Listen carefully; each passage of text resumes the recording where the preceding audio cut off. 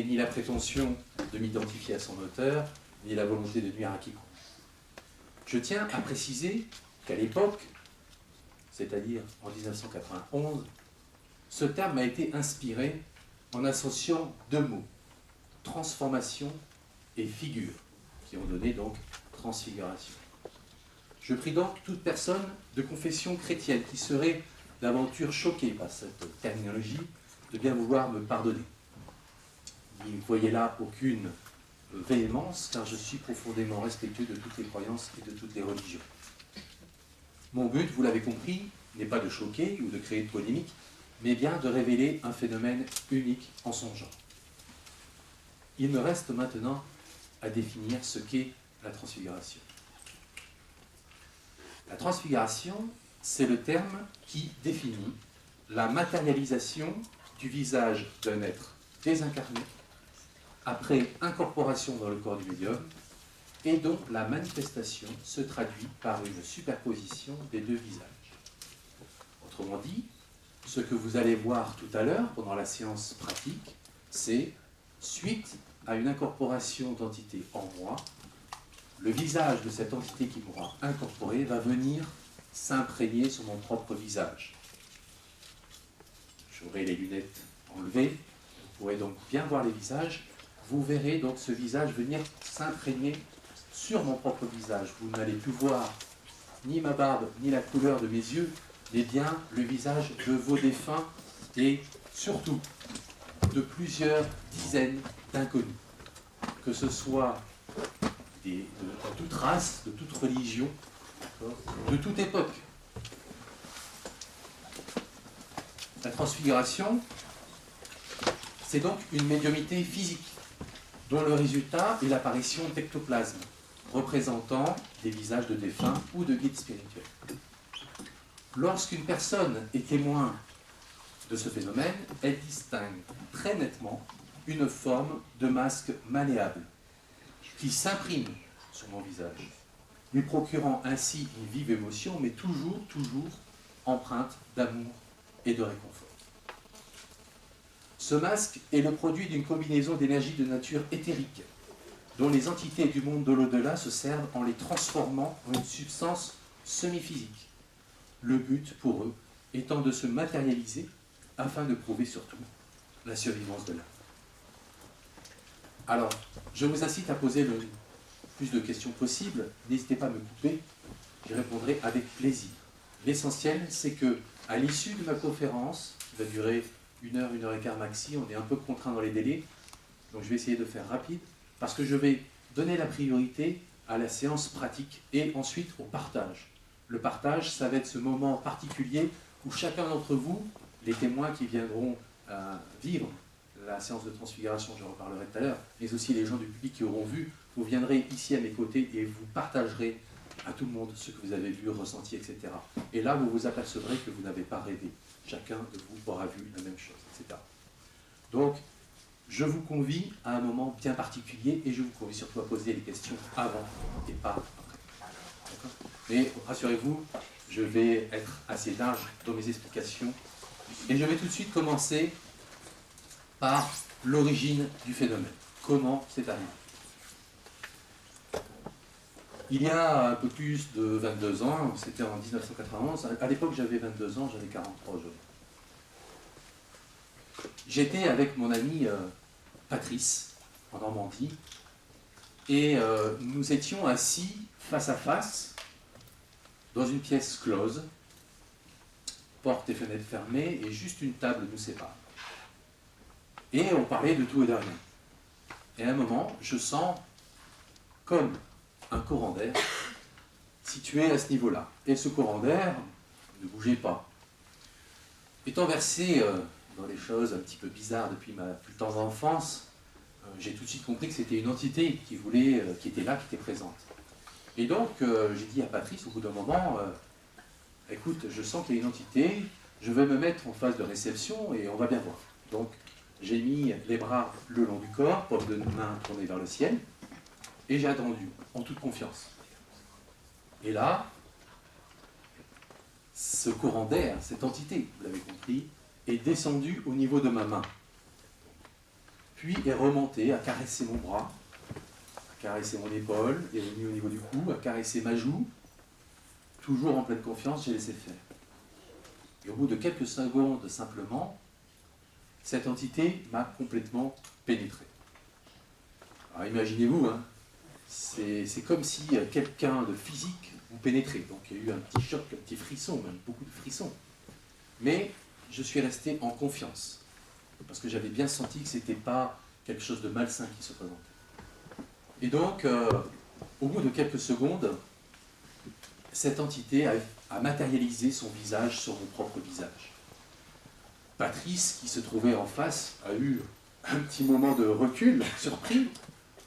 C'était le visage d'un Indien. Peau mate, cheveux longs et noirs. Et cet Indien s'est présenté, bien sûr, en ami. Et a eu la bonne idée, entre guillemets, de s'avancer dans l'espace pour dire « Regarde, Patrice, je suis là, je suis vivant. » Autant vous dire que l'esprit qui avance dans l'espace, ça a créé chez Patrice un mouvement de recul. Hein. Surpris. Bon. Mais il n'a pas paniqué, il est resté en place.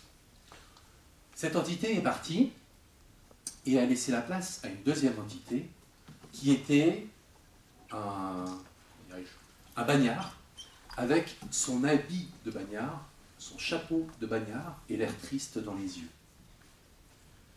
Au bout de quelques secondes, vous connaissez l'adage, j'avais 203, un troisième visage est apparu, celui-là beaucoup plus réconfortant pour Patrice, c'était celui d'une vieille dame souriante. Elle est restée quelques secondes, puis elle est partie. À la fin de cette expérience, Patrice me dit « Mais attends, c'est un truc de fou, oh, c'est extraordinaire, qu'est-ce qui t'est arrivé? Tu vois, ce qui serait bien, c'est que tu puisses arriver à maîtriser complètement ce phénomène. » Eh bien, mesdames, messieurs, en 20 ans, j'ai réussi à maîtriser complètement ce phénomène. Maîtriser complètement ce phénomène, ça veut dire apprendre à me connaître moi-même. Ça veut dire élever mes propres fréquences vibratoires, vous allez comprendre tout à l'heure. Ça veut dire apprendre à connaître le monde de l'au-delà, parce qu'il n'y a pas que du bon. Hein? Ça veut dire plein de choses. Et c'est ce que je me propose de vous expliquer tout de suite. Je vais rentrer maintenant dans la phase processus. Comment ça se passe sur le plan technique? On va essayer de rentrer un peu dans les détails parce que c'est assez intéressant. Tout d'abord, les explications concernant mon ressenti. Au départ, je vous ai dit que j'avais ressenti des courants d'air froid. Au fur et à mesure des années qui ont passé, il y a aussi eu des courants d'air chaud. Alors vous l'avez compris, hein, courant d'air froid égale entité, ce que j'appelle une entité simple. Hein. Mais courant d'air chaud signifie guide spirituel, être de lumière. Donc là, j'ai su faire la différence au fur et à mesure parce que les manifestations qui suivaient, bien sûr, me disaient que j'avais affaire à des entités d'un niveau spirituel beaucoup plus élevé. Ensuite, j'aimerais que vous compreniez le phénomène d'incorporation, parce que si vous avez bien suivi la définition de ce qu'est la transfiguration, il n'y a pas de transfiguration s'il n'y a pas avant tout incorporation. Hein. Il faut qu'il y ait incorporation dans le corps du médium pour que l'entité puisse se matérialiser. Alors je vais faire un petit bref passage sur ce niveau-là, sur cette incorporation. Nous vivons toutes et tous, moi y compris, puisque je ne suis qu'un homme, dans un monde matériel qui est un monde de vibration. Mais ce monde de vibration vibre avec des fréquences vibratoires très basses. À la différence du monde de l'au-delà qui, lui, vibre avec des fréquences vibratoires très très élevées. Alors, pour vous faire comprendre un petit peu la chose, je vais prendre l'exemple de la roue de la fortune. Ça parle à tout le monde. Cette roue, qui est sur son pivot, cette roue, on va dire que ça représente les fréquences vibratoires. Si vous tournez cette roue lentement, c'est-à-dire si vous faites en sorte que les fréquences vibratoires soient basses finalement, d'accord? On tourne lentement. Vous, votre œil physique, va voir les mouvements de cette roue. Mais au fur et à mesure que vous allez tourner cette roue de plus en plus rapidement, votre œil physique ne va plus voir les mouvements de cette roue. Ça, c'est un problème physique bien connu. Hein. La roue, elle va tourner très vite sur son axe. votre œil physique ne va plus être en mesure de voir les mouvements de cette roue. Ça veut dire quoi? Ça veut dire que plus les fréquences vibratoires matérialisées par cette roue sont élevées, moins votre œil physique va voir. Okay? Et donc, vous pouvez vivre dans un monde où les fréquences vibratoires sont basses, c'est-à-dire dans un monde physique concret, mais à côté de ça, il existe un monde, le monde de l'au-delà, où les fréquences vibratoires sont très élevées et où votre œil physique ne peut pas voir, ne peut pas discerner. D'accord? Moi, ce que je vous propose de vivre cet après-midi, c'est de voir le monde de l'au-delà. C'est de vous permettre à chacun et à chacune d'entre vous d'être des médiums. Pour cet après-midi, simplement. D'accord? À la condition que vous écoutiez bien ce que j'ai à dire jusqu'au bout. Et surtout, les conditions de la réussite. Ce que j'appelle les conditions de la réussite, qui sont les conditions sine qua non, sans quoi vous ne verrez rien. D'accord? Bien.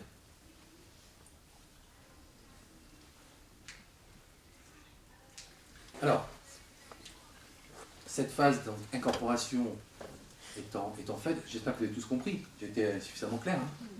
Vous n'hésitez pas à me couper. Hein? Je vais vous parler de ce dont je suis capable au niveau de la conscience. Je suis un médium à incorporation. Généralement, les médiums à incorporation sont dans un état de transe où, une fois qu'ils sont pénétrés donc par l'entité, ne se rappellent plus de ce qu'ils ont dit ou de ce qu'ils ont fait. Ce n'est pas mon cas. Je suis totalement conscient de moi-même, de tout ce qui se passe, de tous les faits et gestes de chacun d'entre vous. Et je suis ce que j'appelle en supraconscience, c'est-à-dire que je suis capable également de savoir quelle est l'entité qui se présente à moi. D'accord? Donc, ce que vous allez vivre tout à l'heure, c'est une séance pratique où je serai en pleine possession de mes moyens. Je saurai dire à la personne qui fait du bruit, là-bas. D'accord? Et je saurai qui se présente à moi pour vous dire, là, au niveau du témoin, le témoin, c'est la personne qui viendra devant moi vivre l'expérience. Le témoin, c'est la personne volontaire qui, à l'issue de cette théorie, aura mis son nom et son prénom sur le petit billet, sur le petit papier que vous avez eu à l'entrée. Ça sera mis dans une corbeille, d'accord? Et il y aura un tirage au sort. C'est pas une affaire, un tirage au sort. Voilà. Mais il y aura un tirage au sort, à raison de 4 à 5 personnes, en fonction du temps qui me sera imparti. Et la personne désignée viendra par l'allée centrale se présenter devant moi, à hauteur de ces deux messieurs, à hauteur du premier rang. D'accord? Et ensuite, cette personne vivra l'expérience de la transfiguration. Je vous demande, là je fais une parenthèse, de vivre cet événement. La transfiguration, on peut en parler pendant des heures, mais ça n'apportera jamais le fait de la vivre. Jamais plus. Il faut la vivre.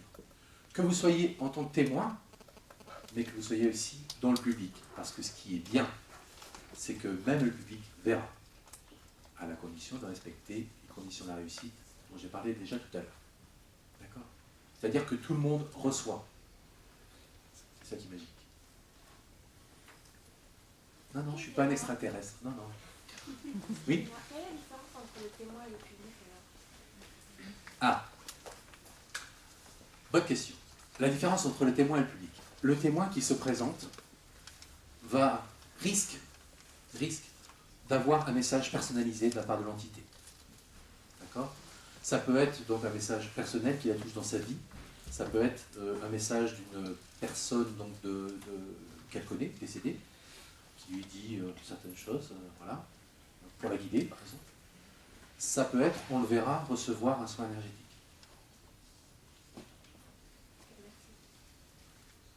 Je vais déflorer un peu plus ce sujet. Alors, la transfiguration, je poursuis dans le processus technique, la transfiguration, c'est pas simplement le fait de voir les entités. C'est déjà pas mal, vous direz, hein. Mais c'est aussi le fait de communiquer avec elles. Il y a 3 modes d'action. Premièrement, le regard. C'est-à-dire que le témoin qui sera là, devant moi, par le regard, communiquera avec cette entité. Comme deux amoureux pourraient se parler sans se parler. Seul le regard suffit. Là, je pense que tout le monde comprend. Ensuite, il y a la parole. C'est-à-dire que moi, je perçois le message de l'entité, je le retransmets avec ma voix au témoin. Troisième mode d'action, la télépathie. Là, je ne parle pas, mais le témoin reçoit clairement dans sa tête un message d'une entité. Un message personnalisé qui lui est propre, mais il le reçoit clairement dans sa tête. Ça peut être, c'est déjà arrivé, je précise, ça peut être quelqu'un du public qui reçoit également un message clairement dans sa tête. En fait, moi, je ne sers que d'intermédiaire, d'accord, pour que eux puissent s'exprimer. D'accord ? Vous, public, vous verrez, je dirais, quasiment la même chose que le témoin. Quand je dis quasiment, oui, on verra au moment du partage à la fin. C'est pour ça que le partage est très important. Vous allez pouvoir constater que chacun d'entre vous verra exactement ce qu'a vu son voisin ou sa voisine. Et c'est là où c'est bluffant. D'accord ? C'est là où vous vous posez des questions. Mon rôle à moi est un rôle d'intermédiaire. Et c'est un rôle surtout d'éveil des consciences et d'ouverture du cœur. Point. Je ne suis là que pour éveiller les consciences.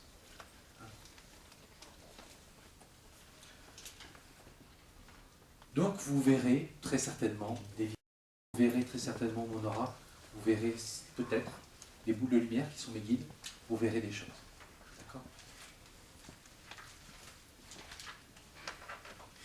Alors, ce qui est bien dans mon court parcours, c'est que je suis aidé par des amis médiums qui viennent me voir en conférence et qui reçoivent des messages pour moi.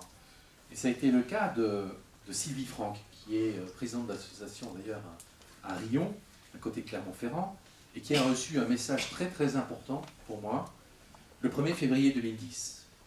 Je vais vous le lire et ensuite je vais le commenter. Parce que sur le plan technique, c'est très important. Ça vous explique comment sont faites les choses à leur niveau là-haut. Jean-Fabrice, soyez assurés de notre protection. L'effusion d'électroaimants cellules permettant aux âmes de s'accrocher à votre masse vibratoire est aussi source de manipulation d'énergie de nos techniciens célestes. L'électricité passant dans votre regard permet la mise au même plan vibratoire de l'être humain et de l'entité. La flamme violette, revivifiant les pertes d'énergie subies par vos différents corps et ceux de l'entité, tout ceci est coordonné par votre couronne dorée, faisceau lumineux divin qui vous chaperonne en entier, vrai ordinateur céleste.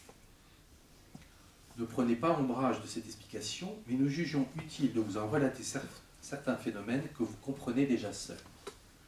Ne doutez jamais que vous ayez été choisi pour cette mission, ni de vos capacités qui vont encore se développer. Nous vous devions ces félicitations pour accepter d'être support physique de vos défunts, alors que tant d'autres craignent leur propre déchéance future envers le malin. Restez dans l'amour du Christ, bien-aimés frères terriens, les anges et les archanges de la 5e dimension. Alors, quand vous recevez un message comme ça, bon, ça vous assoit un peu, d'accord ? Et si je vous l'ai lu, c'est bien pour vous expliquer ce qui se passe sur le plan technique. Avant de vous expliquer ce qui se passe sur le plan technique, j'aimerais donner à chacun les connaissances idoines concernant le corps humain. Je pense que si vous êtes ici, vous savez pertinemment que nous n'avons pas qu'un corps physique. Le corps physique de l'homme, c'est son armure de densité. Chaque être utilise ce véhicule terrestre à sa disposition, mais il faut savoir qu'il y a d'autres véhicules de nature plus subtile qui sont engrangés en lui-même comme des poupées gigognes. Poupées russes, vous savez. Ça parle à tout le monde, cette image. Tout d'abord, nous avons donc le corps physique qui est le plus grand corps. Écoutez bien ce que je vais dire. Ensuite, nous avons le corps éthérique qui fait vivre le corps physique. On l'appelle aussi le corps subtil. Puis vous avez le corps astral qui est le corps émotionnel, c'est-à-dire le corps qui permet de vivre les émotions sur le plan humain. Puis le corps mental, qui est le corps de la conceptualisation, qui permet donc de vivre la conceptualisation et surtout la compréhension du monde environnant. Vient ensuite le corps causal, qui est le corps des causes et des effets, qui enregistre toutes nos vies, toutes nos expériences. On l'appelle aussi l'âme. Vous avez aussi le corps vital divin, qui fait vivre cette âme, qui lui donne l'énergie qui va bien. Et enfin, le corps d'esprit divin, qui contient la substance même de l'esprit qui est descendu en vous, c'est-à-dire votre essence divine. Chaque être a donc en lui une partie de son esprit qui l'oblige, coûte que coûte, à avancer vers plus de spiritualité, vers l'ascension, vers la divinité. Le corps d'esprit divin est centré au cœur de votre poitrine, en cela même que vous êtes vous-même centré dans votre cœur. Vous recherchez Dieu en vous, car Dieu rayonne en vous, par l'intermédiaire de ce corps d'esprit divin. Ce corps d'esprit divin rayonnant va, par ce qu'on appelle la résonance, faire rayonner le corps vital divin, le corps causal, le corps mental, le corps astral, le corps éthérique et le corps physique. À tel point que tout à l'heure, vous le verrez très certainement, vous verrez autour de mon corps ce qu'on appelle le corps éthérique, l'aura. Donc ce corps éthérique qui est juste après le corps physique va rayonner à l'extérieur. D'accord ? Donc tout ce qui est à l'intérieur, qui rayonne, va rayonner aussi à l'extérieur. Parce que tout ce qui est à l'intérieur est comme ce qui est à l'extérieur, et tout ce qui est à l'extérieur est comme ce qui est à l'intérieur. Ça, c'est un peu pour les initiés. Pour en revenir maintenant au message, je vous ai parlé d'effusion d'électroaimants cellules. L'effusion d'électroaimants cellules, c'est ce qui compose le corps éthérique. Nous sommes toutes et tous composés de ce corps éthérique qui, par la polarité, plus, moins, etc., sont comme des éléments, des aimants. Et donc, ça va permettre aux défunts, aux âmes désincarnées, de s'accrocher à cette fameuse masse vibratoire qui est mon corps éthérique. Tout simplement. Alors, comment, vous allez me dire? Tout à l'heure, je vous ai parlé d'incorporation. Il faut bien comprendre qu'en fait, l'incorporation, ça veut dire quoi? Ça veut dire que je dois me mettre à un certain niveau, à un certain taux vibratoire par rapport à ce monde de l'au-delà. Souvenez-vous de ce que je vous ai dit tout à l'heure avec la roue. Eux, ils vibrent avec des fréquences vibratoires très hautes. Moi, je suis dans un monde physique avec des vibratoires, avec des ondes, fréquences vibratoires plus basses. Mon rôle à moi, donc, ça va être de faire en sorte que mes propres fréquences vibratoires s'élèvent. D'accord ? Pour, in fine, trouver avec eux un point d'achoppement qui va permettre l'incorporation. Moi, je vais élever mes fréquences vibratoires, eux, ils vont les descendre. D'accord ? Jusqu'à trouver ce point d'achoppement. Là aura lieu l'incorporation et donc la transfiguration sera possible. D'accord ? Est-ce que ce que je viens de dire est bien compris par tout le monde ? Oui. D'accord ? Bien. Oui, c'est intéressant sur le plan technique. Alors, dans le texte, on a aussi parlé de techniciens célestes. Hein, il parle de techniciens célestes. Alors, il y a des gens qui sont dévolus à ça. Ils ont la mission sur le plan technique, techniciens célestes. Et donc, ils vont revitaliser mes cellules, mes propres corps, hein, de façon aussi à donner l'énergie nécessaire pour qu'il y ait effectivement matérialisation des visages. Il faut savoir que moi, je dépense énormément d'énergie. Hein, le fait d'élever la fréquence vibratoire, le fait d'être incorporé, mais eux également dépensent de l'énergie. On va le revoir juste après. Avant de parler de la dépense énergétique, j'avais envie de vous parler de l'électricité. Je lis cette phrase.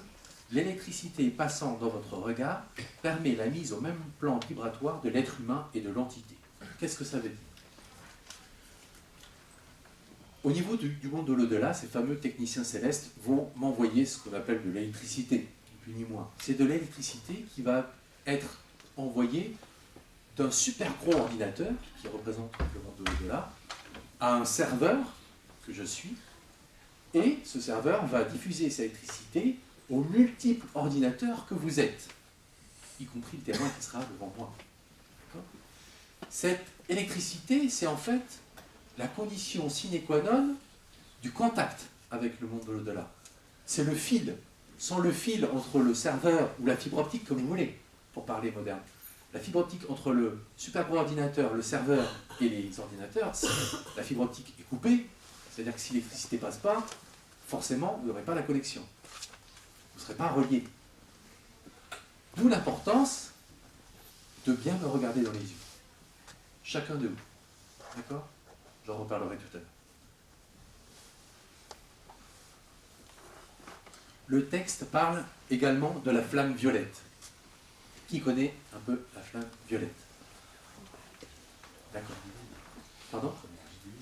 L'énergie divine, c'est surtout la flamme qui est, dont le protecteur est Maître Saint-Germain. Alors, j'ai fait exprès sur mon site. Hein, mon site, c'est www.jean-fabrice.fr.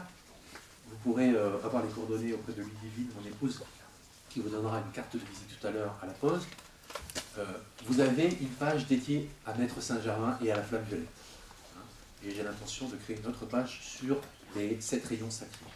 C'est des rayons qui sont détenus au niveau des archanges et qui sont ensuite utilisés par ce qu'on appelle des maîtres ascensionnés, et ça nous permet de faire beaucoup de choses, notamment là, la flamme violette, en ce qui me concerne, c'est revivifier les énergies, enfin la perte d'énergie subie par mes différents corps et ceux de l'entité. Autrement dit, cette flamme violette qui est en moi, d'accord, qui est en moi, qui est en chacun d'entre vous. Cette flamme violette va avoir pour rôle de garantir mon intégrité, mais sur tous les plans. Intégrité physique, émotionnelle, mentale, etc. D'accord ? Voilà. Donc ça, c'est très très important. Alors, je vais continuer s'il n'y a pas de questions. Oui, allez-y. Je voudrais être assurée qu'on ne dérange pas nos entités comme le certificat. Alors, vous voulez être assuré, je répète la question pour que tout le monde entende, vous voulez être assuré que l'on ne les dérange pas, là-haut. Alors, sachez que, pour eux, et vous allez le voir tout à l'heure, c'est un immense moment de joie et de bonheur que de venir vers vous. C'est, je l'ai dit en introduction, un cadeau, un don d'amour qu'ils vous font. Ce n'est pas vous qui venez offrir quelque chose, c'est eux qui viennent vous offrir quelque chose. Et c'est dans l'amour le plus total. La relation que j'ai avec eux, c'est une relation privilégiée où je m'aperçois, et où je le vis, qu'ils ont un amour débordant pour chacun d'entre vous. Et vous verrez que vous ne les dérangerez pas. Au contraire, ils viennent vers vous le cœur ouvert. Et ils attendent de vous que vous ayez le cœur ouvert. Imaginez, ils vont vous offrir un cadeau. Si vous les recevez en disant bon, vous n'allez pas leur donner l'envie, pourtant ils ont l'envie de vous donner ce cadeau. D'accord ? Donc ouvrez votre cœur. Abandonnez-vous à ce que vous allez recevoir. Je en parlerai tout à l'heure. S'il vous plaît. Oui. Si ce ne sont pas des guides spirituels que vous contactez, Si, il y en a. mais des entités par exemple qui sont parties, nos parents, nos familles, vous dites qu'il y a d'autres époques, donc c'est normalement des entités entre deux incarnations. Oui. Et vous dites que vous contactez des entités d'époques lointaines, donc ça veut dire qu'elles ne sont pas réincarnées, elles sont Oui. sur un certain plan de l'astral. Tout à fait. Donc, Tout à fait. c'est Il y a pas des entités. très évoluées non plus. On n'a pas le droit de juger. De quel droit vous jugez ? Excusez-moi. On peut dire simplement qu'elles mettent plus de temps que d'autres à s'incarner à nouveau, parce que dans le monde de l'au-delà, on apprend aussi. On a une première phase où on est conscient, voilà, on se dit, voilà, bon, bah, ok, je suis passé de l'autre côté de la barrière. Déjà, premier cap, je suis passé de l'autre côté de la barrière. Mais ensuite, il y a un mea culpa qui est fait, donc voilà, bon, là, je n'ai peut-être pas agi comme il fallait, etc. D'accord. Et ensuite, il y a d'autres phases, et notamment un enseignement qui est donné avant de revenir sur Terre. Et c'est vous qui choisissez votre mission lorsque vous allez revenir sur Terre. Donc par rapport à ce que vous avez vécu dans la première vie, par rapport à la prise de conscience et à l'enseignement que vous allez recevoir dans le au-delà, vous vous fixez vous-même une mission, vous allez choisir votre pays, votre nation, votre famille, d'accord, vos amis, et vous allez vous incarner pour pouvoir vivre ce que vous avez mal vécu avant, pour pouvoir, d'accord, évoluer, prendre conscience de certaines choses, faire plus de pureté, etc. Hein. Le sens de la vie sur Terre, de votre incarnation terrestre, c'est de vivre le divin. C'est-à-dire de permettre au divin de s'exprimer à travers vous, tout simplement, dans la joie, dans l'amour. C'est le divin qui est en vous, qui toque à votre porte et qui dit « Moi, j'ai envie que tu me montres telle chose dans ta vie. Montre-moi la joie, montre-moi l'amour, montre-moi le partage. » Voilà ce qu'il faut faire.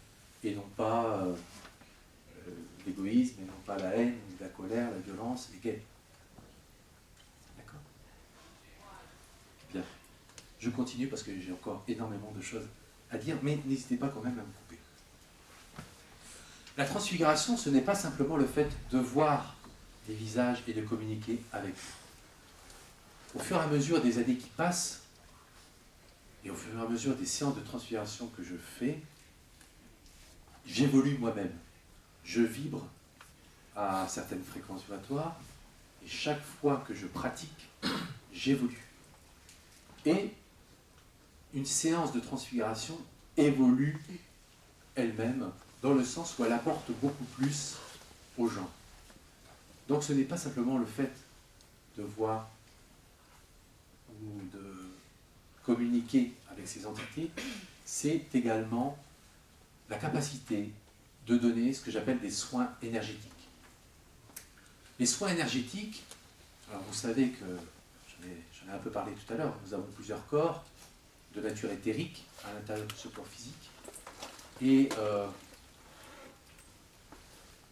je dirais que tout est coordonné par ce que l'on appelle les chakras. Les chakras, ce sont des roues d'énergie qui sont donc axées de la tête au tronc, hein, qui sont axées dans notre corps, et qui permettent aux énergies de circuler correctement.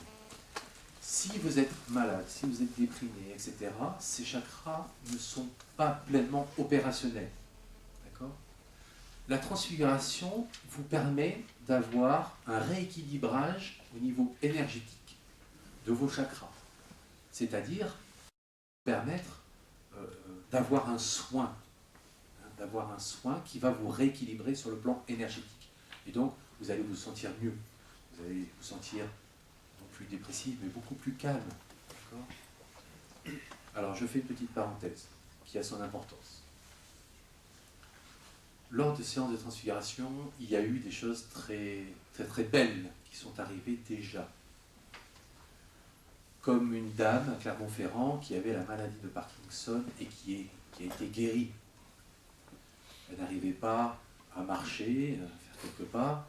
Aujourd'hui, elle fait des randonnées avec ses amis, elle est en tête. Elle a témoigné à la radio pour moi, elle a témoigné à différentes conférences. Voilà, il y a des choses comme ça qui se passent. Une autre femme a été guérie du cancer du sein. Une autre, la semaine dernière, qui était aveugle, voit beaucoup mieux. J'attends ses résultats dans 15 jours, elle doit voir son ophtalmo. Ça pour vous dire que ce que vous allez recevoir, ce que vous pouvez recevoir, c'est très fort. D'accord ? Il ne faut pas hésiter à se laisser aller pour recevoir. J'invite toutes les personnes malades à mettre leur ticket, à être volontaires. Je les invite à être volontaires pour éventuellement recevoir un soin énergétique. Là encore, ce n'est pas moi qui décide ce qui est donné à l'un ou à l'une d'entre vous. D'accord ? C'est là-haut. Là-haut, ils vont dire, bon voilà, un tel a besoin de soins énergétiques, un tel a besoin de voir un défunt, un tel ne verra rien, parce que, on verra après. D'accord ? Moi, je ne suis que l'intermédiaire. C'est tout. La transfiguration, c'est aussi autre chose. c'est ce que j'appelle le voyage extratemporel. Alors, qu'est-ce que c'est? Le témoin, lorsqu'il vient vers moi, lorsqu'il vit sa transfiguration, parfois, c'est rare, hein, ça dépend surtout du témoin, de son évolution spirituelle, c'est rare, mais c'est déjà arrivé, c'est pour ça que j'en parle. Il est totalement coupé de votre réalité. C'est-à-dire qu'il se trouve dans un état de conscience modifié où il vit une aventure mystique. C'est-à-dire qu'il est en relation avec l'entité qui m'a incorporé. Généralement, c'est une entité, c'est un guide, c'est quelqu'un qui a une certaine prestance, une certaine mission. Et cette personne est transportée, entre guillemets, dans un autre monde, donc dans un autre état de conscience modifié. Elle vit une expérience, et lorsqu'elle revient parmi vous, elle vous dit, voilà, moi ce que j'ai vécu, c'est ça, et j'ai un message à vous faire passer.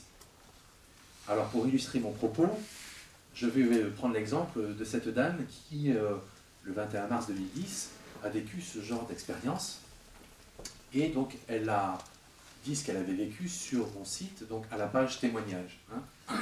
Je vous incite à aller voir, il y a 195 messages de personnes qui ont vécu la transfiguration, qui ont écrit ce qu'ils avaient vécu. Ça vaut le coup d'être lu.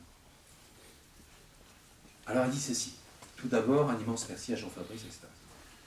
Dès le départ de cette séance, j'ai été isolé mentalement du nombre. Et on m'a dit que Dieu pleurait du manque d'amour qu'il y avait sur cette planète.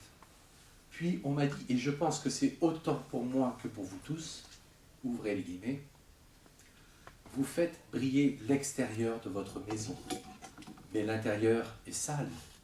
Or, Dieu a créé l'intérieur et l'extérieur. Fermez les guillemets.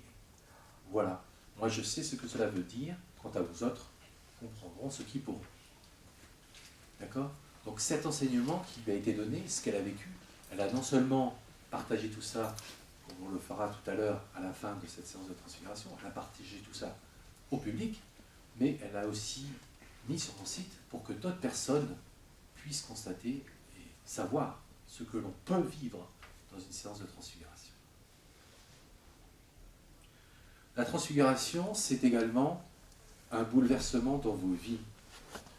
À l'instar de cet homme de 60 ans qui a vu son frère décédé, sa mère décédée, et une personne qui ne voulait surtout pas voir son père. Et sa mère est revenue, et elle lui a dit, en télépathie, pardonne à ton père, car là-haut, tout est à nous. Je peux vous dire que ça lui a changé sa vie. Il a vu les choses différemment. Il est revenu me voir après en conférence. Il a changé vraiment du tout au tout. Parce que, en plus, il a reçu très clairement ce message dans sa tête sans que j'ouvre la bouche. Ah. Ok. Enfin, la transfiguration, c'est également la présence du Christ. Alors, je suis quelqu'un de christique et vous allez comprendre pourquoi je ne peux pas en être autrement.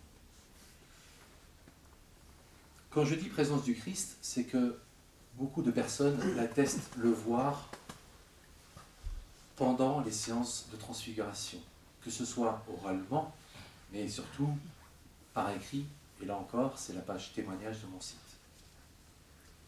Il se montre à vous, c'est-à-dire qu'il m'adombre. On emploie le verbe adombrer pour un être d'exception, un être de lumière qui incorpore un médium. Il m'adombre donc depuis 2009 et il se montre à vous, soit dans son corps de gloire, soit dans son corps de souffrance avec la couronne d'épines. Ce que moi je ressens en tant que médium, c'est je suis littéralement mis en croix, mais sans souffrir. C'est-à-dire que lorsqu'il m'incorpore, enfin il m'adombre, si vous voulez, c'est comme si la croix était à terre et qu'on l'a tirée avec des cordes vers l'arrière. Et donc je me sens tiré vers l'arrière comme ça. Et j'ai les bras en croix. Et je vis, entre guillemets, sa passion sans souffrir. Mais en revanche, en vivant l'amour inconditionnel et la lumière. Et cet amour inconditionnel, cette lumière, se dégagent de moi, de mes corps, et se répandent, rayonnent au niveau du témoin, mais également au niveau du public. Et ce que vous allez recevoir tout à l'heure, j'espère que vous le ressentirez, c'est une énorme bouffée de chaleur à l'intérieur de vous. C'est un bien-être exceptionnel. Pour certains, ça sera des larmes de joie. D'accord ? Alors, depuis le 23 janvier 2011, il donne, à travers moi, par canonisation, des messages que vous retrouverez également sur mon site, à la page Messages du Christ. C'est des messages qui sont donnés comme ça. D'accord ? Je tiens à faire un aparté là encore. Je ne suis pas le Christ. Je ne suis pas le second Messie. Je ne suis que l'un de ses humbles et fidèles serviteurs. Je ne fais que lui prêter mon corps et ma voix pour qu'il se montre à la multitude et pour qu'il délivre ses messages. Et un point, c'est tout. Un point, c'est tout. Pour conclure sur ce point, je vous lis rapidement un message, là encore reçu par une amie médium qui m'a reçu, qui est aussi présidente d'association, Michel Marchal, présidente d'association d'Orange, et qui, suite à une conférence que j'ai faite chez elle le 13 février 2011, 4 jours après, elle a dit « Bon, j'ai envie de savoir plus, parce que, bon, beaucoup de personnes ont vu le Christ. » Elle n'a vu que la couronne d'épines. Elle s'est dit « Mais pourquoi je ne t'ai pas vu ?» En fait, elle voulait questionner son guide à elle, au départ. Elle voulait questionner son guide à elle. Pourquoi moi je n'ai vu que la couronne d'épines, je ne l'ai pas vu lui, et après tout, mais qui c'est ce Jean Fabrice? Et donc je vous livre son message qu'elle a reçu, non pas de son guide, mais de Jésus lui-même qui lui répond. Là encore, je laisse votre cœur parler. Je ne prétends rien, je vous livre simplement. C'est votre cœur qui vous dira si cela est vrai ou pas.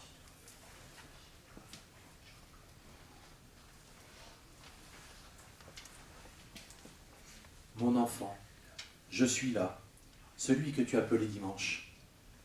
Je suis là, vraiment là, dans la souffrance et dans la joie.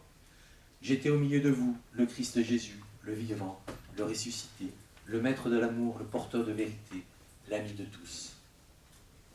Je vous ai vu, et certains m'ont vu aussi. Toi, non, tu as perçu ma couronne, ma souffrance et ma gloire, c'est-à-dire mon humanité et ma divinité. Souffrance de la terre, lumière dans le ciel. Belle et grande lumière que je laisse tomber sur vous les hommes, mes amis, chez qui je suis venu habiter dans l'humilité et la tendresse. Oui, je souffre de tant de haine, des messages perdus, mais comment pourrais-je regretter d'avoir accompli la volonté du Père? Un de sauver avec ma présence, et c'est allégresse dans le ciel. Oui, le message est de toujours, c'est le message de partage, de fraternité, d'amour, et surtout de pardon. Ton âme est belle, tu n'as pas besoin de me voir pour m'aimer. Heureux celui qui n'a pas besoin de preuves. Pauvre humanité en péril que je viens encore et encore sauver du danger. Le monde croule, le mal est là, mais je triomphe du mal. Vivez en moi, à travers moi. Christ est la force, Jésus est la tendresse, l'homme de Nazareth, l'enfant de Marie, le frère, l'ami de Marie-Madeleine, celui que les hommes suivaient, écoutaient, entendaient avec leur cœur.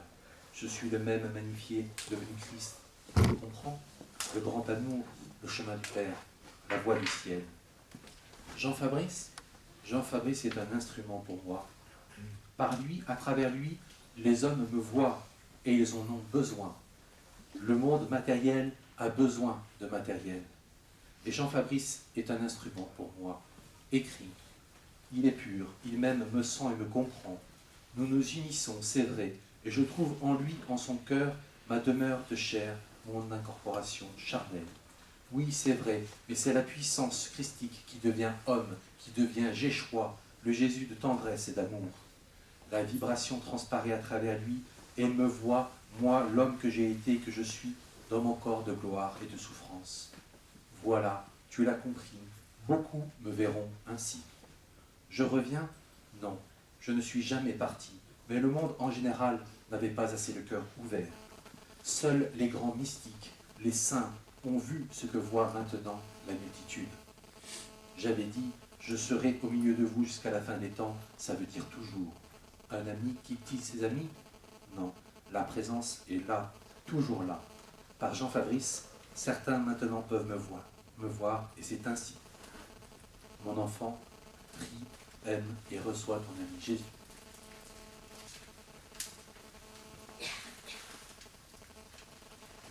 Avant de passer à la dernière partie de cette conférence, avez-vous des questions à me poser sur tout ce qui a déjà été dit?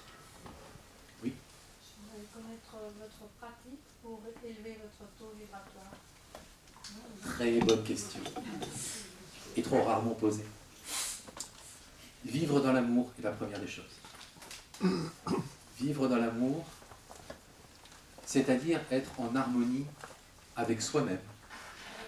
Ça veut dire avec ses différents corps dont nous avons parlé tout à l'heure. Ça veut dire vivre en harmonie avec chacun d'entre vous, c'est-à-dire mon prochain.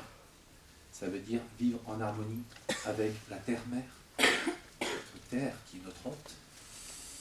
Ça veut dire être en harmonie avec l'univers tout entier. Élever ses fréquences vibratoires, c'est donc aimer. Et je dirais, c'est la seule chose qui compte. Si vous avez l'amour en vous, alors vous rayonnez le divin en vous. Et le divin rayonne à l'extérieur de vous. Et parce que vous rayonnez le divin, alors les autres viennent vers vous. Les autres, c'est non seulement sur le plan physique, vous, mais c'est aussi les entités du monde de l'au-delà. Est-ce que j'ai répondu à votre question? D'autres questions? Ouais. Oui. En ce qui concerne les corps subtils, oui. Là vous avez parlé aux hiérarchies. Oui. C'est pas une hiérarchie, c'est un emboîtement de corps. Oui. Mais d'où vous tirez ces informations? Parce que c'est pas exactement ce que disent. Parce que rien dit, quoi. Je ne prétends pas donner la vérité, mais ma vérité. D'accord? Et je respecte ce que disent les autres. Ce que j'affirme là, c'est ma vérité. Elle est faite pour vous permettre de réfléchir, de faire votre propre vérité. D'accord? C'est à travers vos lectures, à travers vos connaissances, à travers d'autres conférenciers que vous arriverez à voir clair et à faire votre propre opinion. Moi, je n'impose rien, je propose simplement. D'accord? Ce que je veux, c'est que vous fassiez, vous, votre démarche spirituelle, votre propre démarche spirituelle, pour arriver là où vous voulez arriver, et non pas là où je veux que vous alliez. D'accord? J'ai répondu à votre question? Oui? Pour contacter le Christ, faut-il passer quand même par la religion? Alors, pour contacter le Christ, faut-il quand même passer par la religion? Très bonne question. Il n'y a que des bonnes questions. Il n'y a pas de bonnes questions. Non, vous n'êtes pas obligé d'être attiré par la religion pour qu'il soit près de vous. Il est en chacun de vous, que vous le vouliez ou non, parce que si vous avez un petit peu compris ce que j'ai dit par rapport à la composition de notre corps, l'Esprit divin est en nous. Et si l'Esprit divin est en nous, lui, il est là en nous. Après, c'est une autre affaire de l'accepter ou pas. Vous êtes libre et il vous laisse ce libre arbitre que vous avez de droit, parce que Dieu a voulu qu'on soit libre. Il vous laisse l'accepter ou non. Moi, j'ai choisi de l'accepter et de le vivre. Parce que accepter, comprendre, accepter, c'est quelque chose. Mais le vivre intensément en soi, c'est une autre. Et ce que je vis aujourd'hui, par le fait qu'il s'adombre en moi, qu'il puisse se montrer à vous, qu'il puisse parler à travers moi, ça c'est quelque chose de... Ça n'a pas de prix. Je ne laisserai pas ma place pour un sou. Vous voyez ce que je veux dire? Vivre. Mais non, on n'a pas besoin d'être religieux.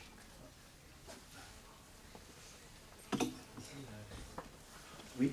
Moi, je veux savoir si tout le monde est capable de voir le Christ, de voir les entités qui vont se manifester. Alors, j'en viens, madame.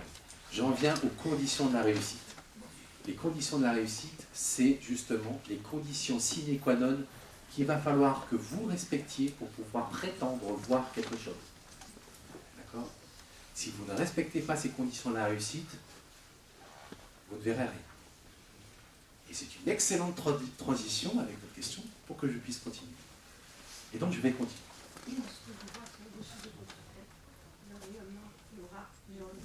Attendez, c'est pas fini, parce que là, j'ai pas commencé. La séance pratique, ce sera différent. Je vous remercie. Alors, les conditions de la réussite.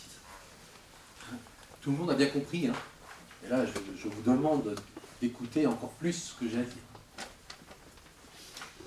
L'idée principale que vous devez retenir est la suivante. On ne voit et on ne ressent bien qu'avec le cœur.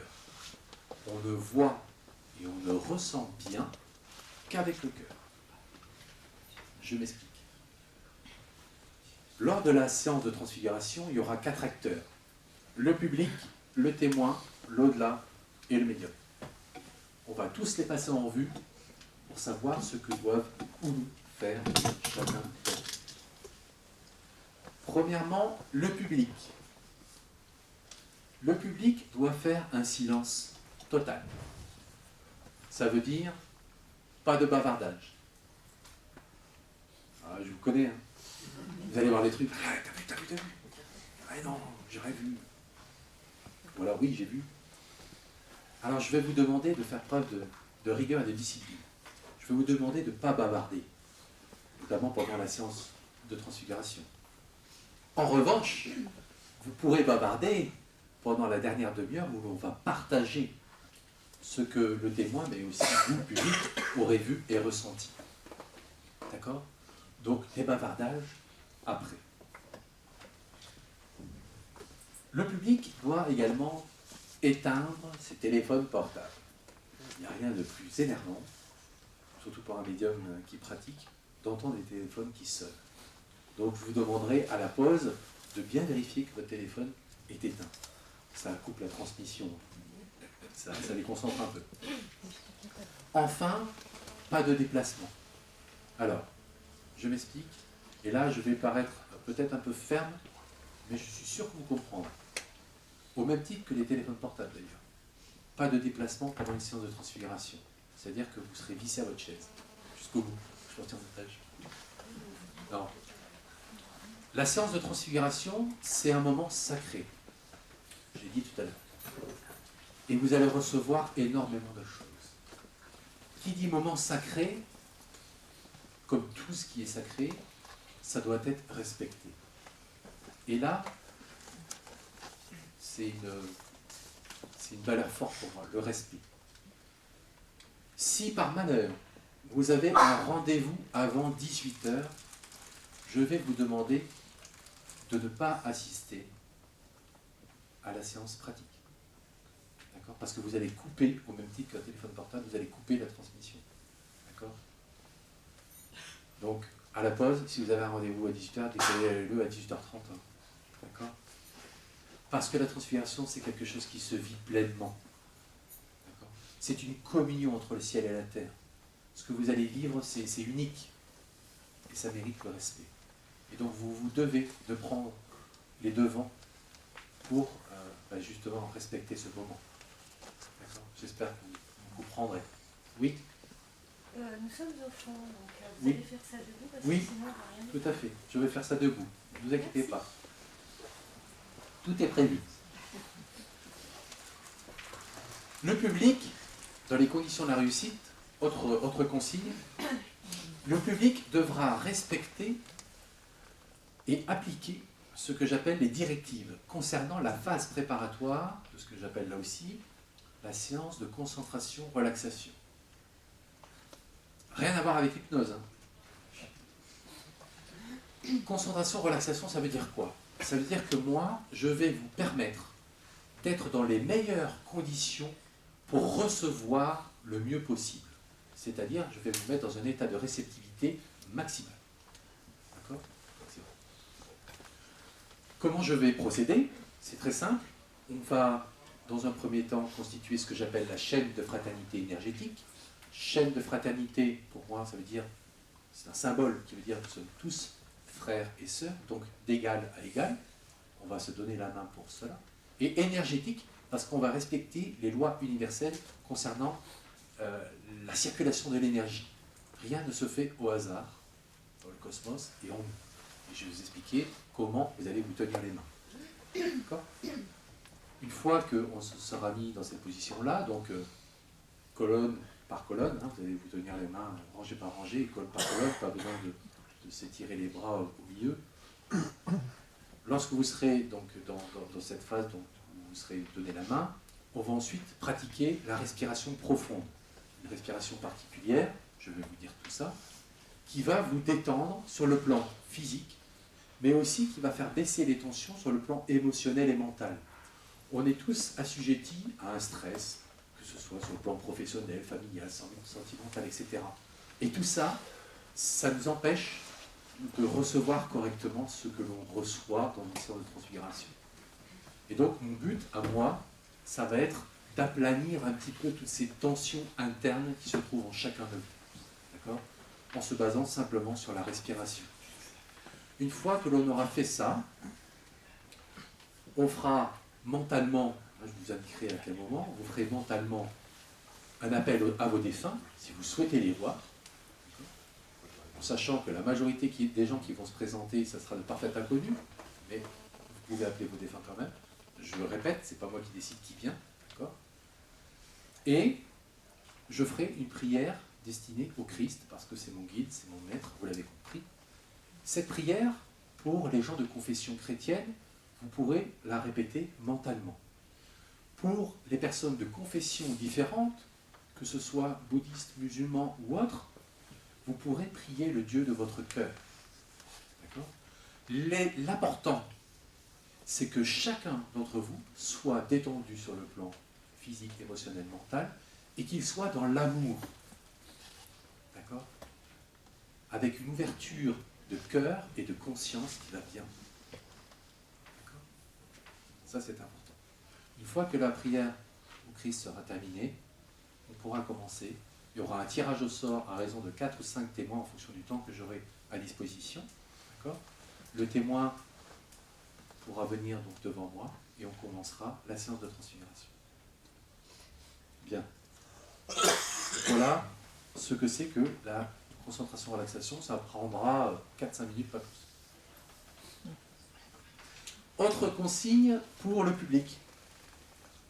Si vous voulez voir le phénomène plus intensément, je vous conseille, et là c'est pareil, ce sont des choses que m'ont dit les personnes du public lors de mes différentes conférences, et moi j'ai constaté qu'en plissant les yeux, on voyait mieux. Donc je vous le redis, pour mieux voir le phénomène, je vous conseille, peut-être pas la première minute, parce que rappelez-vous, il faut que l'électricité passe dans chacun de vos regards, mais après la première minute, vous pourrez plisser vos yeux. Alors quand je dis plisser les yeux, c'est pas comme ça, c'est pas fermé. Donc vous coupez le faisceau. Vous avez compris, super bon ordinateur, serveur, multiple ordinateur. Si vous fermez les yeux, vous coupez l'électricité, vous coupez le contact. Vos lunettes, vous pouvez les garder, cela ne risque rien. D'accord? Ok? Donc, vous allez avoir les yeux qui vont piquer, parce que l'électricité va passer. Et quand je dis piquer, c'est vrai. Vous allez avoir, pour certains, vous allez avoir mal aux yeux. Alors là, je vous rassure tout de suite. Vous ne perdrez pas de dixième aux yeux. Je le dis, je répète, parce que les gens entendent. Non. Vous pouvez garder vos lunettes et vous ne risquez rien. Au même titre que les témoins qui se présentent devant moi ne risquent absolument rien, ni cas de possession, ni cas d'obsession ou quoi que ce soit. Celui qui prend les risques, c'est moi, et moi seul. D'accord? Ça, c'est important à savoir. Si vous avez les yeux qui commencent à pleurer, parce que l'intensité d'électricité qui va passer dans votre regard, vous allez avoir quelques larmes. Laissez-les. Ça favorise, l'eau favorise la vision. Vous voyez encore mieux. Laissez faire. D'accord? Voilà les conditions de la réussite pour le public. Pas trop compliqué. D'accord? C'est compris pour tout le monde? S'il faut que je répète, n'hésitez pas. C'est très très important.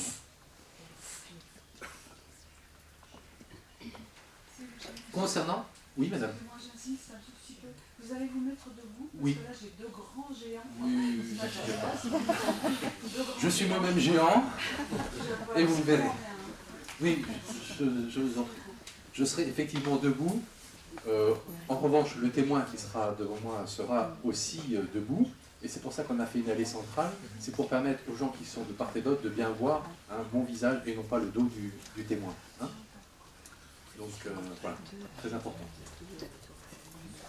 Alors le témoin, justement.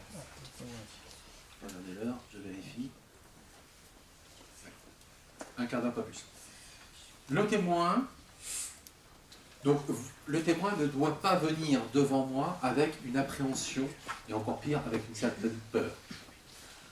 Alors, je vous connais tous, hein, c'est plutôt je pratique. À l'appel de votre nom, le cœur par la chamade, on commence à avoir les pépettes, tout le monde qui va être derrière moi, un gros gazier devant, qu'est-ce qui va m'arriver Bon, ça, il va falloir le mettre entre parenthèses. D'accord ?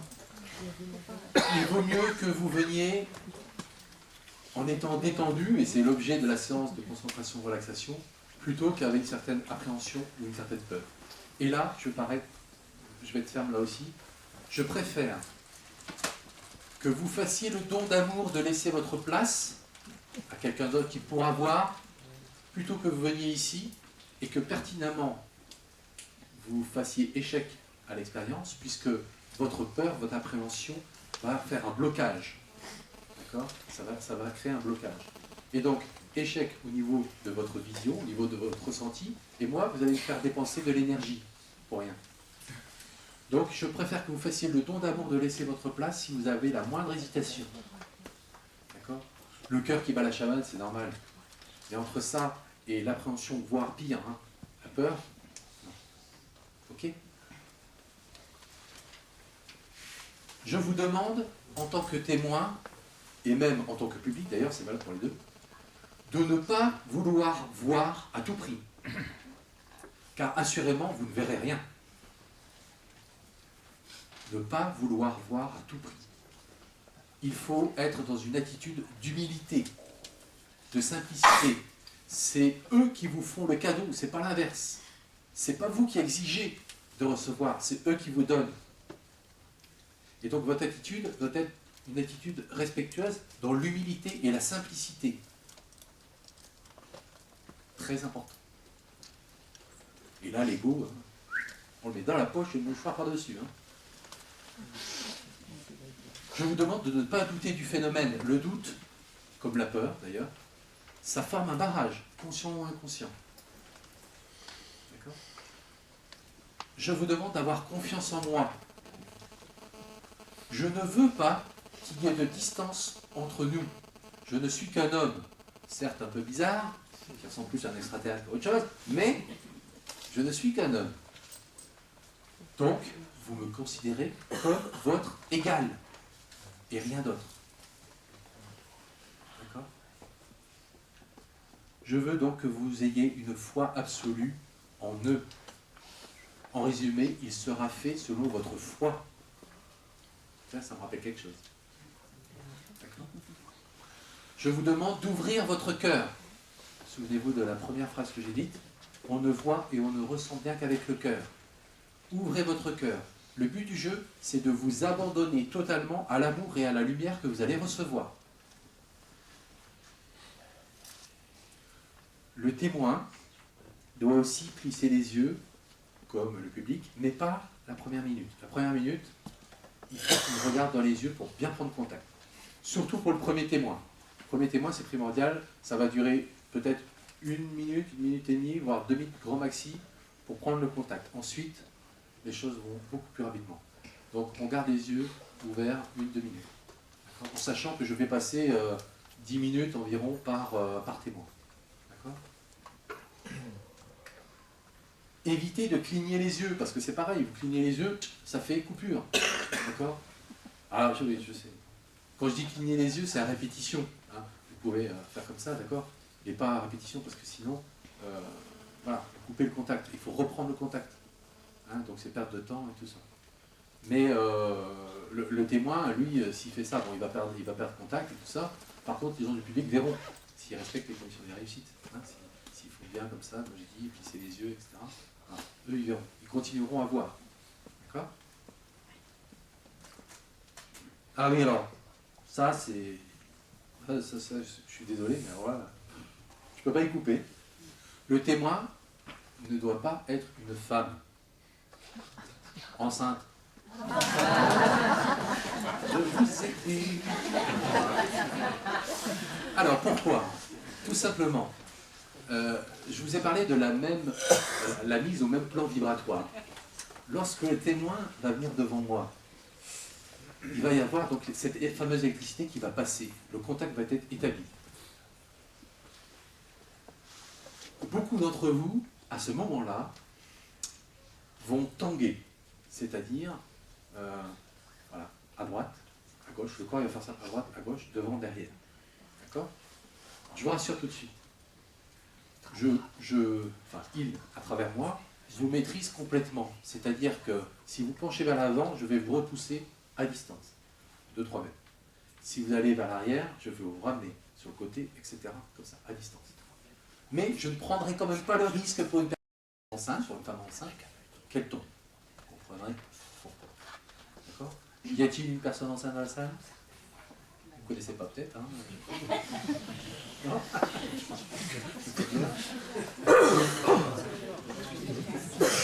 Oui. Oui. Oui, bien sûr. S'il le souhaite. On va le voir. Ok, donc, bien vu, hein, pas de femme enceinte. Donc, par contre, la femme qui est enceinte et qui veut voir, elle reste dans le public, elle verra, à condition de respecter les conditions de réussite. D'accord? Bon, pour les enfants, je passe très vite. Les enfants, je dis non, sauf si les parents sont d'accord, et d'autant plus que cet enfant voit les entités déjà en temps normal. Voilà, il se régale. J'ai déjà fait une fois ou deux. Voilà. Maintenant, c'est sous condition expresse de l'autorisation des parents, bien sûr.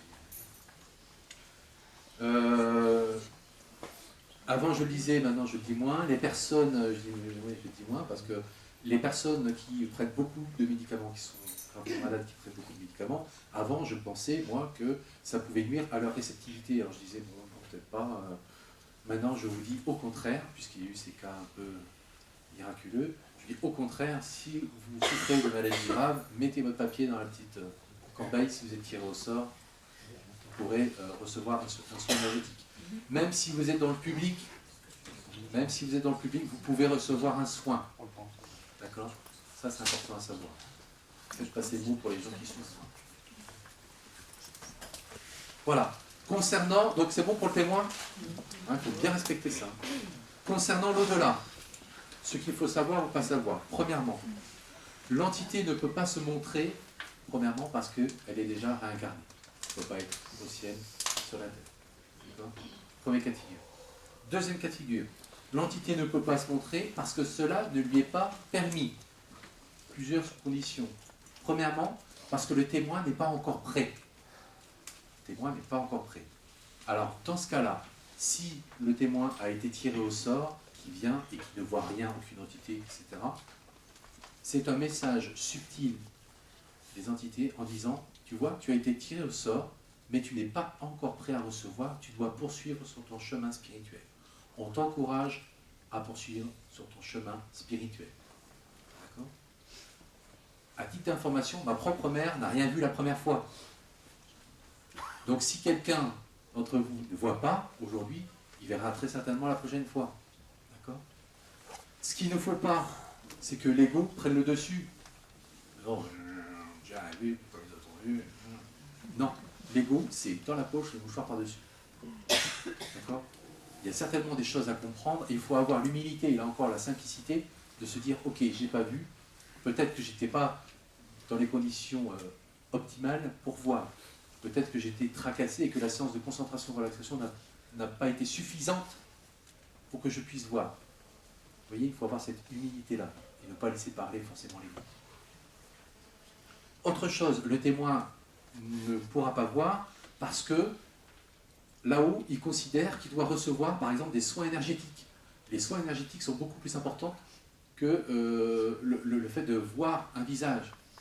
D'accord? Donc là, c'est priorité à la santé du témoin. Mais le témoin peut aussi voir une entité et recevoir des soins énergétiques. Les deux peuvent se faire. Soit l'un, soit l'autre, soit les deux. D'accord ? Ensuite, l'entité n'est pas prête à venir témoigner tout simplement de l'existence de l'après-vie. Ça, c'est une autre condition. Voilà, vous ne pouvez pas votre défunt, par exemple. L'entité, elle vous voit tous rassemblés, elle dit, oh, purée, pépette, moi me montrer devant tout le monde là. Non, non. Oh, non. C'est son libre choix, c'est son libre arbitre, et vous devez de le respecter. Même si c'est quelqu'un de votre famille. Enfin, dernier cas, l'entité ne peut pas se montrer, tout simplement par manque d'énergie pour se matérialiser. Et là, bien souvent, c'est en rapport avec mon propre état physique. Donc là, moi aussi, je suis fatigué, je dépense beaucoup d'énergie, je suis fatigué, et donc je dois arrêter. Si je n'ai pas assez d'énergie pour élever mes fréquences vibratoires, lui n'a pas assez d'énergie pour les abaisser, on n'arrive pas à trouver ce point d'achoppement pour qu'il y ait incorporation, pas d'incorporation, pas de transfiguration. Logique, si vous avez suivi. Hein? Est-ce qu'on doit choisir avant l'entité qu'on voudrait voir? Vous n'avez rien à choisir, c'est eux qui décident. Même moi, je ne choisis pas. Le seul truc que vous pouvez faire, c'est lors de la séance de concentration-relaxation, je vous l'ai dit, vous faites appel mentalement à vos défunts. Voilà. Vous faites appel mentalement à vos défunts. Point. Après, s'ils se présentent ou pas, c'est pas votre sort, c'est pas du mien, c'est là-haut. Autre précision, ce n'est pas 1 à 2 visages que vous allez voir, c'est des dizaines et des dizaines de visages. Ça se fait de façon assez rapide, parce qu'il y a du monde au portillon. Tout le monde attend son tour. D'accord ? Donc vous les verrez passer 1, 2, 3 secondes, repartir. C'est coucou, je suis là, ouais, tu m'as vu, hop. S'il y a des gens qui voient plusieurs fois le même visage, là, il faut... Non, parce qu'ils insistent. Tu m'as bien vu, ouais, ok. Tu m'as pas vu, je repasse. Bon, là, ils se débrouillent là-haut. Hein. Tout est fait dans l'ordre et la discipline. Hein. Tout est fait dans l'ordre et la discipline. D'accord ? Ils ont peut-être des billets aussi à je ne sais pas comment ils s'arrangent. Je sais pas. Oui. Le but exactement de nous les faire voir. Pardon ? Le but exactement de nous les faire voir, c'est prendre conscience de certaines choses. On va comprendre des choses en les voyant. Alors, ça dépend si vous avez un message, par exemple, pour vous, ce message va vous aider dans votre vie personnelle. Ça, voilà, c'est un premier but. Ensuite, moi, je ne prétends pas faire... Moi, je suis là pour éveiller les consciences quant à l'existence du monde de l'au-delà et à la survivance de l'âme. Je ne prétends rien d'autre. Point. Je donne. Point. Après, c'est à vous de savoir ce que vous en faites. C'est pas mon rôle, moi.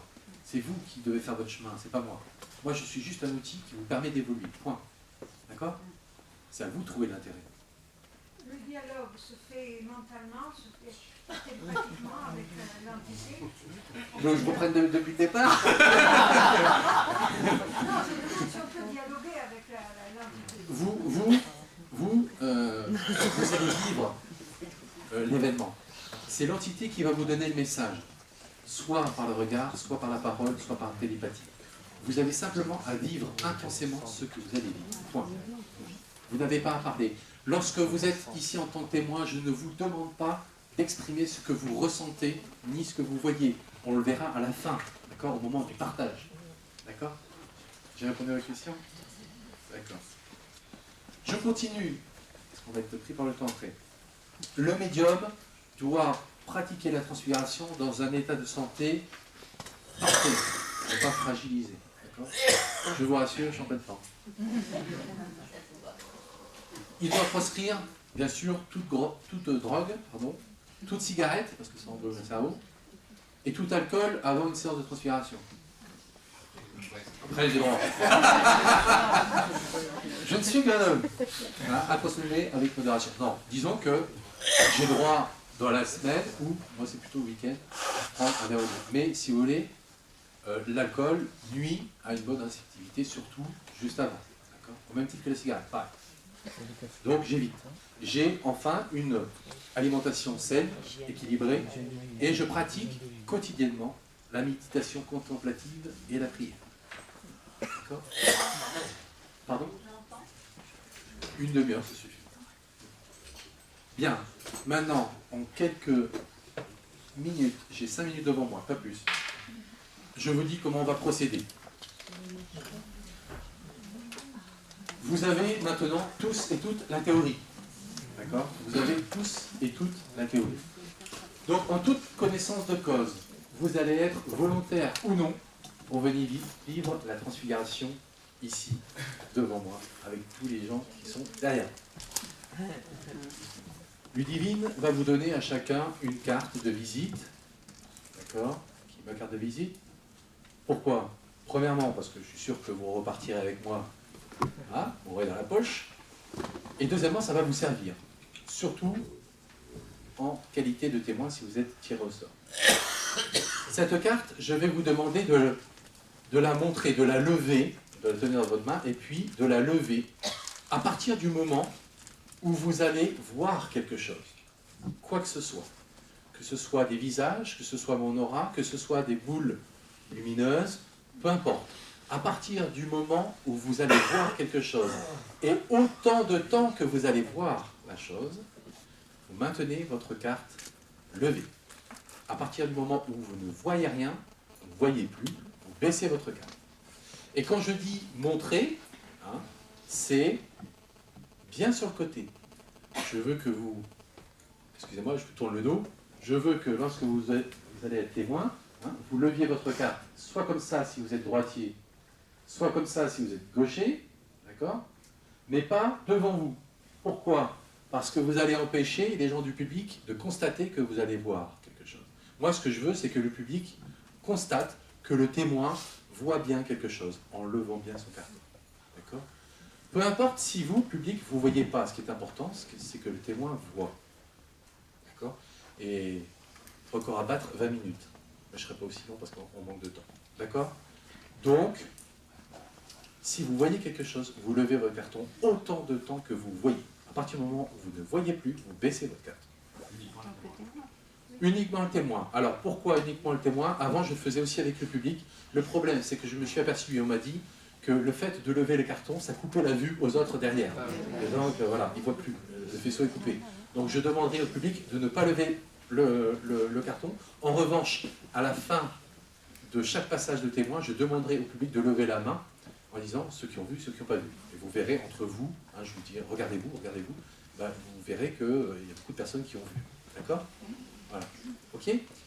Taux de réussite pour les 5 témoins, généralement entre 70 et 100%. Pour le public, ça dépend du public, de son ouverture de cœur et d'esprit, forcément aussi, mais on se base sur une table de 80%. 80% des gens verront. D'accord? Que ce soit les entités, que ce soit le Christ. Voilà, vous verrez. D'accord?